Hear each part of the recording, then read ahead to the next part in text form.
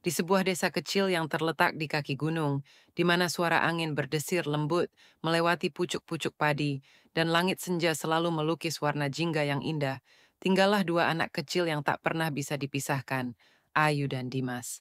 Keduanya lahir di desa yang sama, tumbuh bersama, dan menjadikan alam sekitar sebagai taman bermain mereka. Sejak kecil, Ayu dan Dimas selalu bersama. Dari matahari terbit hingga matahari tenggelam, mereka menjelajahi hutan kecil, bermain di sungai, dan sesekali berkejaran di antara ilalang. Warga desa sering menyebut mereka bayangan satu sama lain. Jika melihat Dimas, pasti Ayu tak jauh darinya. Begitu pula sebaliknya. Di balik keceriaan itu, Ayu menyimpan sesuatu yang tak pernah ia ceritakan pada siapapun, bahkan pada dirinya sendiri. Rasa itu tumbuh perlahan, seperti bunga liar yang tumbuh di tepi jurang, indah tapi tak mudah dijangkau. Ya, Ayu mencintai Dimas, tapi baginya cinta itu tak harus memiliki. Melihat Dimas tertawa saja sudah cukup. Salah satu tempat favorit mereka adalah sebuah rumah kayu kecil yang berdiri di ujung desa di balik pepohonan rimbun. Rumah itu peninggalan kakek Dimas, sudah tua, agak reyot, tapi penuh kenangan. Di sanalah mereka membangun kerajaan rahasia mereka, tempat bermain, menyimpan mainan kayu, dan sesekali menyusun impian masa depan. Kalau gede nanti aku mau jadi petualang. Seru Dimas suatu hari sambil menggambar peta harta karun di lantai rumah kayu. Ayu hanya tertawa. Kalau kamu jadi petualang, aku ikut. Aku jadi pencatat perjalananmu. Kenapa nggak kamu jadi petualangnya juga? Ayu tersenyum. Karena aku suka melihat kamu bahagia. Dimas tidak mengerti makna dalam kata-kata itu. Ia hanya tertawa dan melanjutkan menggambar. Suatu sore yang tenang, saat angin berhembus pelan dan Dimas sedang pulang lebih awal ke rumah, Ayu duduk sendiri di depan rumah kayu mereka. Tangannya memegang pisau kecil peninggalan ayahnya. Dengan hati-hati, ia mengukir di batang pohon besar di samping rumah kayu itu. Ayu cinta Dimas. Ukiran itu tak besar, tidak mencolok, dan sengaja dibuat agak tersembunyi di balik akar pohon yang menonjol. Hanya dia yang tahu letaknya, hanya dia yang tahu artinya. Tahun berganti, musim silih berganti, dan Ayu serta Dimas tumbuh menjadi remaja. Dimas semakin tampan dan disukai banyak gadis desa, tapi ia tetap bersikap biasa, ceria, ramah, dan tak menyadari bahwa sahabat kecil yang selalu di sisinya diam-diam masih menyimpan perasaan itu. Sementara Ayu tumbuh menjadi gadis yang lembut dan anggun, dengan mata yang selalu menyimpan kerinduan dalam diam. Meski mereka telah remaja, rumah kayu itu tetap menjadi tempat favorit mereka. Di sana, mereka sering menghabiskan waktu setelah sekolah, berbincang, berbagi cerita, atau hanya duduk dalam diam, memandangi matahari tenggelam. Tapi Ayu mulai merasakan bahwa waktu mereka tak lagi seperti dulu. Dimas mulai sering bercerita tentang dunia luar, tentang ingin melanjutkan kuliah di kota, tentang bertemu orang baru, tentang kehidupan yang lebih luas. Ayu hanya bisa mengangguk, tersenyum, walau dalam hatinya ada rasa takut kehilangan. Kalau suatu hari kamu pergi, kamu bakal lupa rumah kayu ini enggak? Tanya Ayu suatu sore. Enggak lah, ini tempat kita tumbuh bareng, tempat paling penting buatku. Jawab Dimas dengan senyum khasnya yang selama ini membuat hati Ayu hangat. Malam-malam, Ayu sering dipenuhi lamunan. Ia tahu, cepat atau lambat, hidup akan membawa mereka ke arah yang berbeda. Ia hanya belum siap dan mungkin takkan pernah siap jika suatu saat Dimas benar-benar pergi atau memilih orang lain. Namun hingga saat itu tiba, Ayu memilih untuk tetap berada di sisinya, walau hanya sebagai sahabat. Karena mencintai dalam diam kadang tak butuh balasan, hanya butuh keberanian untuk tetap bertahan tanpa mengganggu langkah orang yang dicintai. Dan begitu, hidup mereka mengalir tenang seperti aliran sungai desa. Hingga suatu hari, ketika seorang gadis baru datang dari kota, dan perlahan mengubah segalanya. Musim kemarau datang lebih awal tahun itu. Udara di desa menjadi kering, langit biru nyaris tanpa awan, dan tanah memunculkan retakan-retakan halus. Namun bukan hanya cuaca yang berubah, suasana hati Ayu pun perlahan ikut kering. Suatu pagi yang biasa, ketika Ayu tengah membantu ibunya menjemur padi di halaman rumah, desanya kedatangan keluarga baru. Mereka datang dari kota, keluarga dengan gaya hidup berbeda, membawa suasana baru yang mencuri perhatian warga. Salah satu dari mereka adalah seorang gadis muda bernama Raisa. Raisa cantik, rambutnya panjang bergelombang, matanya bening seperti embun pagi, dan caranya berbicara sopan tapi tegas. Ia seperti bunga yang tak biasa tumbuh di tanah desa, namun entah bagaimana mekar dengan indah di antara rerumputan liar. Ayu pertama kali melihat Raisa dari kejauhan ketika gadis itu sedang berbincang dengan kepala desa. Tapi Dimas melihat Raisa dengan cara yang berbeda. Tatapan matanya tak bisa disembunyikan. Saat mereka bertemu pertama kali di pasar, Dimas hanya berdiri diam beberapa detik sebelum akhirnya menyapa. Mereka tertawa bersama dan sejak hari itu, nama Raisa perlahan mulai mengisi percakapan Dimas, bahkan di rumah kayu mereka. Raisa itu beda ya, kata Dimas suatu sore saat mereka duduk berdua di tangga rumah kayu. Ayu hanya tersenyum, meski hatinya tercekat. Iya, dia sopan orangnya, jawab Ayu pelan. Aku suka ngobrol sama dia, nyambung, dan dia pinter juga. Ayu mengangguk lagi, berpura-pura sibuk menatap burung di pohon. Hari demi hari, Dimas dan Raisa semakin dekat. Mereka terlihat sering berjalan bersama di desa, duduk di bale-bale bambu di depan warung, atau sekadar mengobrol sambil tertawa kecil. Ayu menyaksikan semuanya. Diam-diam, sendiri. Yang dulu hanya miliknya, waktu, perhatian, cerita-cerita Dimas, kini terbagi, bahkan mulai menjauh. Rumah kayu itu mulai kosong. Ayu masih sering datang, menunggu, berharap, tapi Dimas jarang muncul. Dan jika pun datang, topik pembicaraan tak jauh-jauh dari Raisa. Aku rasa, aku jatuh cinta, ucap Dimas suatu hari, pelan tapi mantap. Ayu hanya terdiam, suara itu seperti petir di tengah siang terik. Matanya tetap menatap lurus ke depan, tapi hatinya bergemuruh. Ia ingin bicara, ingin berkata, aku dulu yang selalu ada, aku yang selalu menunggu, aku yang mencintaimu. Tapi mulutnya tak sanggup. Kalau kamu bahagia, aku juga, kata Ayu akhirnya, senyum yang ia pakai untuk menutup luka di hatinya. Beberapa minggu kemudian, Ayu mulai jarang ke rumah kayu. Ia merasa tempat itu tak lagi menjadi miliknya, bukan karena Dimas yang berubah, tapi karena ia tahu hatinya tak bisa terus berdiri di tempat yang sama, sementara orang yang ia cintai sudah berjalan ke arah lain. Namun takdir kembali bermain. Suatu hari, Raisa tiba-tiba jatuh pingsan di tengah kebun saat sedang membantu warga. Dimas yang ada di dekatnya segera mengangkat tubuh Raisa dan membawanya ke klinik desa. Setelah beberapa pemeriksaan, dokter menyarankan Raisa dibawa ke kota untuk diagnosa lebih lanjut. Hasilnya mengagetkan semua orang. Raisa menderita kelainan jantung bawaan yang selama ini tak terdeteksi. Kondisinya serius. Jika tidak ditangani segera, kemungkinan hidupnya sangat kecil. Raisa butuh perawatan intensif. Dan yang paling mengejutkan, ia mungkin membutuhkan donor jantung. Dimas hancur. Ia tak bisa membayangkan kehilangan Raisa.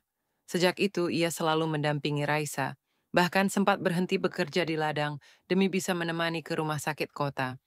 Mereka semakin dekat, semakin saling bergantung, dan semakin kuat pula hubungan mereka. Ayu tahu semua itu. Ia mendengar kabar dari warga desa, dari ibu-ibu yang datang ke rumah, dari tetangga yang mengantar sayur. Dan meskipun luka di hatinya belum sembuh, Ayu tetap datang menjenguk Raisa sesekali. Ia tak pernah membenci Raisa. Bahkan di tengah semua rasa sakit, Ayu mengagumi kekuatan Raisa. Namun hari yang menentukan itu tiba. Raisa harus dibawa ke rumah sakit besar di kota untuk perawatan lebih lanjut. Dimas ikut serta dalam mobil keluarga Raisa. Ayu yang baru tahu pagi itu terlambat datang. Mobil sudah melaju ketika ia sampai di ujung jalan. Tanpa pikir panjang, Ayu berlari, mengejar mobil yang semakin menjauh. Langkahnya tak stabil, tapi tekadnya kuat. Jalanan menuju kota penuh tikungan dan tanjakan. Saat melewati tanjakan licin di dekat jurang, Ayu kehilangan keseimbangan dan tergelincir. Tubuhnya terhempas ke tanah berbatu dan terguling ke tepi tebing. Seorang warga yang melihat langsung berteriak meminta bantuan. Ayu dilarikan ke rumah sakit yang sama. Kondisinya sangat parah. Luka di kepala dan dada membuatnya koma. Dokter berkata, kemungkinan Ayu sadar kembali sangat kecil. Dan di sisi lain, Raisa mulai kehilangan kesadaran dan jantungnya semakin melemah. Ketika pihak rumah sakit memeriksa catatan Ayu, mereka menemukan bahwa Ayu telah mendaftarkan dirinya sebagai pendonor organ sejak usia 17 tahun, saat ia pertama kali ikut kegiatan sosial di puskesmas desa. Dalam kondisi hidup yang menggantung, keluarga Ayu dimintai izin. Apakah jika Ayu tak selamat, mereka bersedia mendonorkan jantungnya? Sang ibu menangis, menggenggam tangan putrinya yang dingin. Kalau itu bisa menyelamatkan nyawa orang lain, Ayu pasti mau. Di tengah malam, saat lampu rumah sakit hanya tinggal cahaya redup di lorong panjang, keputusan diambil. Jika takdir menjemput Ayu, maka hatinya akan tetap hidup di dalam tubuh seseorang yang ia cintai, meski mungkin tak pernah tahu isi hati Ayu yang sesungguhnya. Malam itu sunyi. Di lorong rumah sakit hanya terdengar langkah kaki perawat dan bunyi pelan alat pemantau detak jantung. Dua ruang berbeda menjadi saksi bisu pertarungan hidup dan mati. Di ruang pertama, Raisa terbaring lemah.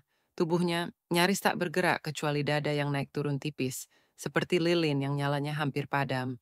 Di ruang kedua, Ayu juga terbaring dengan tubuh lebih tenang, namun nyaris tak menunjukkan tanda kehidupan. Ia masih hidup, tapi hanya digerakkan oleh mesin. Keputusan sudah diambil. Jika tak ada keajaiban yang membuat Ayu sadar malam itu juga, operasi transplantasi akan dilakukan demi menyelamatkan Raisa. Dimas berdiri di luar ruang ICU, wajahnya kacau, matanya sembab, dunia seakan terbalik dalam sekejap. Ia mencintai Raisa, itu jelas. Tapi Ayu adalah bagian dari dirinya sejak dulu, sahabat terbaiknya, orang yang selalu ada, tanpa meminta, tanpa berharap balasan. Ia teringat saat Ayu mengejarnya waktu itu. Ia baru menyadari Ayu tak muncul pagi itu, baru menyadari suara napas Ayu tak ada di antara keramaian. Dan ketika telepon dari warga datang, mengatakan Ayu jatuh di tepi jurang, hatinya seperti diremuk. Aku nggak sempat bilang terima kasih, bisik Dimas, suaranya tercekat. Sementara itu, di ruang operasi, tim dokter bersiap. Semua prosedur sudah ditempuh, semua izin telah diberikan. Hati Ayu akan dipindahkan ke tubuh Raisa. Operasi itu berlangsung selama berjam-jam. Di balik kaca ruang operasi, keluarga Raisa berdoa dalam diam. Dimas tak bergeming dari kursinya, menatap kosong lantai putih rumah sakit. Di benaknya, terlintas semua kenangan. Ayu kecil yang memegangi lutut berdarahnya, Ayu remaja yang menatap matahari tenggelam di rumah kayu, Ayu yang selalu tahu isi hatinya meski tak pernah bertanya. Pagi menjelang, sinar matahari menyusup masuk melalui celah tirai jendela. Dokter keluar dari ruang operasi dengan napas berat, tapi wajahnya membawa secercah harapan. Operasi berhasil, Raisa dalam kondisi stabil. Keluarga Raisa menangis lega. Dimas menghela napas panjang, tapi hatinya terasa hampa. Ia tahu satu nyawa telah memberi hidup untuk yang lain. Beberapa hari kemudian, Raisa sadar. Matanya terbuka perlahan, seperti membuka jendela baru menuju dunia yang belum pernah ia rasakan. Ia merasa berbeda. Tubuhnya lebih ringan tapi juga lebih hangat. Dan di dadanya ada sesuatu yang berdenyut kuat. Bukan hanya detak jantung, tapi sesuatu yang lebih dalam. Dimas berada di sisi tempat tidurnya. Ia tersenyum kecil, matanya berkaca-kaca. "Kamu udah sadar?" bisik Dimas. Raisa mengangguk lemah. Ia mencoba berbicara, tapi tenggorokannya kering. Setelah diberi minum, kalimat pertamanya keluar, pelan tapi jelas. "Ayu, di mana?"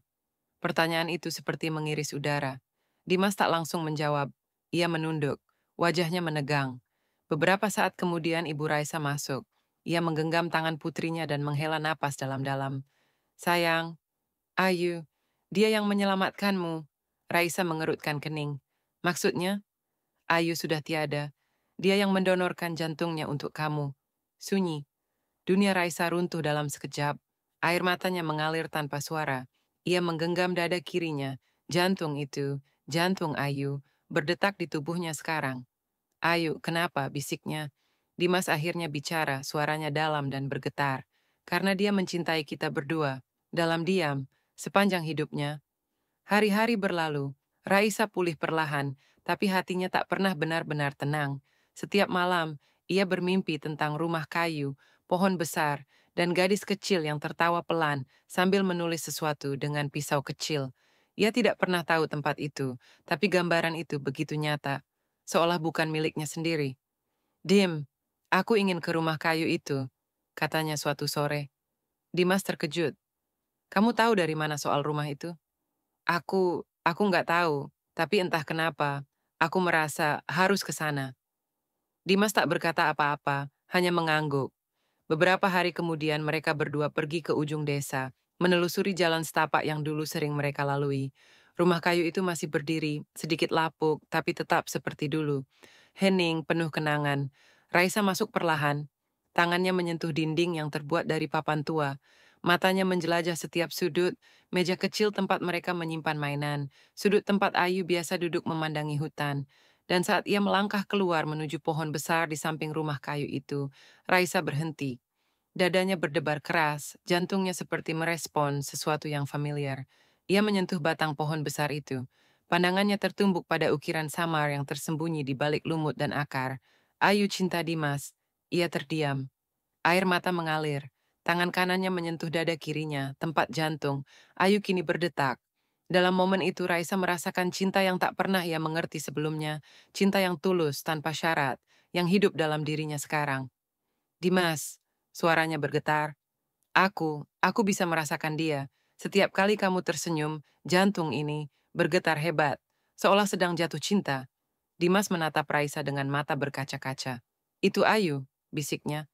Dia mencintai kita sampai akhir. Mereka berdiri di bawah pohon itu, dalam sunyi yang penuh makna.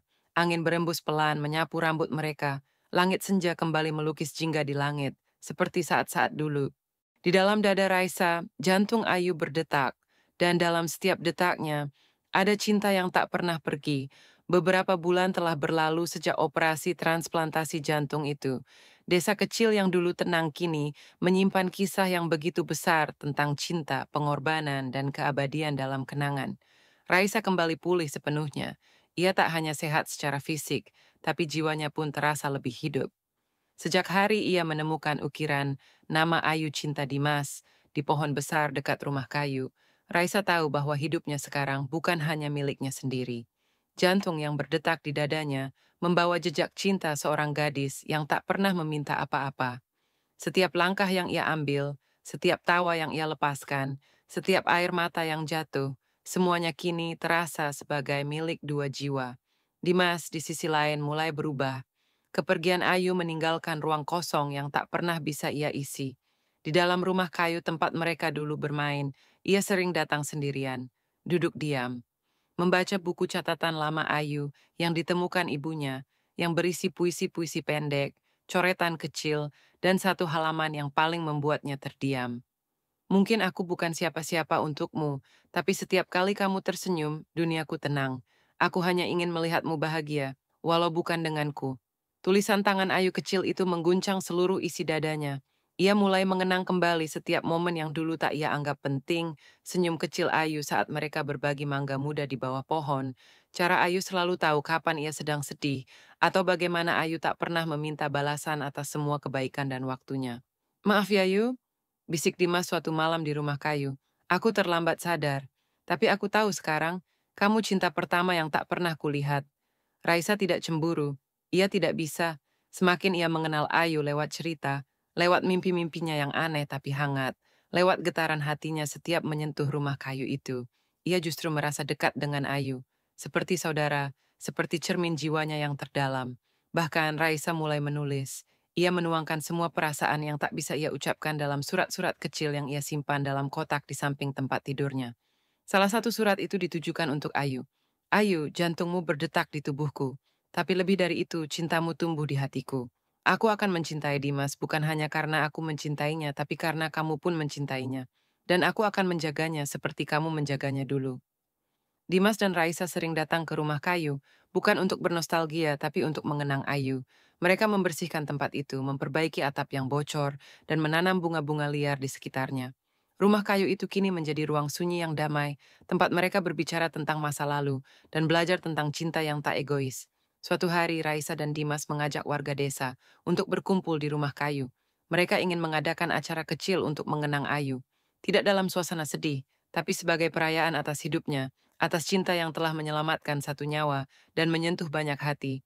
Anak-anak membaca puisi tentang persahabatan. Orang tua bercerita tentang Ayu yang selalu membantu tanpa pamrih. Dan Dimas berdiri di depan, memegang gitar tua Ayu yang dulu sering mereka mainkan bersama. Dengan suara pelan, ia menyanyikan lagu yang dulu sering Ayu nyanyikan. Di antara dedaunan hijau, ada satu hati yang mencintai dalam diam. Tak pernah diminta, tak pernah digenggam, tapi selalu ada, menemani langkah. Suara Dimas bergetar, tangannya gemetar. Tapi ketika ia menatap Raisa, dan Raisa mengangguk lembut dengan mata berkaca-kaca, ia tahu, Ayu hadir di antara mereka. Setelah acara itu, Raisa meminta satu hal, agar ukiran nama Ayu Cinta Dimas di pohon besar tidak dihapus. Biarkan tetap di sana, katanya. Itu bukan hanya tentang cinta Ayu, tapi juga tentang cinta yang memberi. Dimas mengangguk. Ukiran itu kini dilapisi lapisan pelindung agar tak hilang oleh waktu. Dan tepat di bawahnya mereka menambahkan satu kalimat baru, dan cinta itu akan terus hidup. Beberapa tahun kemudian Raisa dan Dimas menikah, tapi pernikahan mereka bukan akhir dari kisah cinta itu, melainkan kelanjutan. Di hari pernikahan mereka bukan pesta besar yang diadakan, tapi sebuah upacara sederhana di bawah pohon besar di samping rumah kayu. Tempat segalanya bermula. Raisa mengenakan gaun putih sederhana, rambutnya dikepang rapi, dan kalung kecil berbentuk hati tergantung di lehernya, berisi potongan daun kering dari pohon tempat Ayu mengukir cintanya. Dimas memegang tangan Raisa erat dan sebelum mengucap janji, ia berkata pelan, "Ayu, aku tahu kamu ada di sini. Terima kasih karena pernah mencintaiku, dan lebih dari itu, karena mencintai kami berdua." Angin berembus lembut, seakan menjadi jawaban dari langit. Dan sejak hari itu, rumah kayu tak pernah benar-benar kosong. Setiap anak-anak desa bermain di sana, mereka mendengar cerita tentang Ayu. Tentang cinta dalam diam yang menjadi nyata melalui pengorbanan. Tentang jantung yang berdetak tak hanya karena kehidupan, tapi karena cinta. Dan di pohon itu, tulisan Ayu Cinta Dimas akan terus ada. Bukan sekadar ukiran lama, tapi monumen kecil dari cinta sejati. Cinta yang tak harus dimiliki untuk bisa memberi hidup. Cinta yang tetap hidup bahkan setelah pemiliknya tiada.